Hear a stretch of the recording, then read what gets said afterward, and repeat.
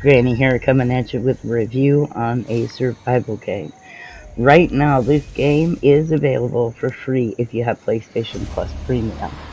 The game I'm talking about is Green Hell. Now, if you like survival games that feel more realistic, this might be the game for you. If you want a walk in the park, kind of easy survival game, this isn't what you want to choose. This game is very difficult, very intense. The game doesn't tell you what you need to build. You just kind of have to guess at it. You kind of use your imagination, a whole lot of common sense, and trial and error with this game. But the graphics are amazing. The story seems to be pretty interesting.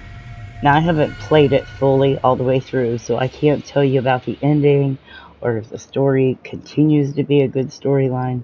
What I can tell you is from the little bit that I have messed with the game. So, from day one, whether you're following the storyline or whether you choose a straight up survival experience, that's up to you. You have a notebook, and each time you learn something new, it gets put in that notebook. You'll refer to it to craft things or to remember how to craft things. Once you've crafted it, it goes in there. That is very important. That becomes your lifeline, along with your little watch thing that you have on. It not only tells you the days, but it tells you what nutrients you need. You can't just live on bananas and coconut. Your watch is going to tell you that you need several different things. One of the things it's going to show you is you need fats, you'll need proteins, you need carbohydrates, and you need water.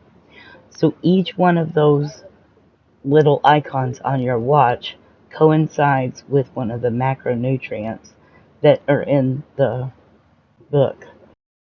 Now, while the book starts out with a few things that you may be able to just look up and figure out, it doesn't tell you everything. And so sometimes it's trial and error, like putting two rocks together to make a sharp point or a blade. Or you may need an axe. So that's a stick, a rope, rock, not the blade, just a plain rock, to be able to make an axe. But like I said, it's trial and error, so you have to just sit there and mess with it. Once you've created it, then it's in your book for later use, so that if you forget how you did that, you can actually go back to refer to your book. Now, as I said earlier, your macro elements in the book or macronutrients, whatever, you've got to have more than just like your carbohydrates and uh, fats and stuff. You also have to be able to have protein. So you'll have to find things like snails or fish or kill a snake or kill a pig to get protein. You can get carbohydrates from like bananas or coconut. You can get fats from like nuts or whatever that you find. So you have to watch your watch and make sure.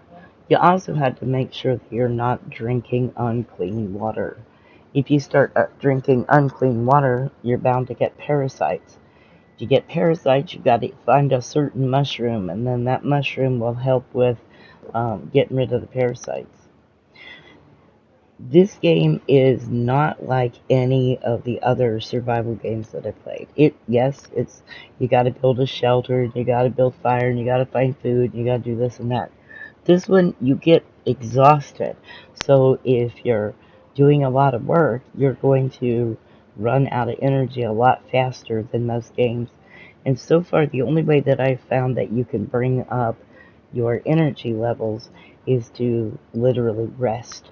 So whether that's sleeping or I'm sure there's probably a way to make chairs or something. I don't know. I haven't played it long enough to know.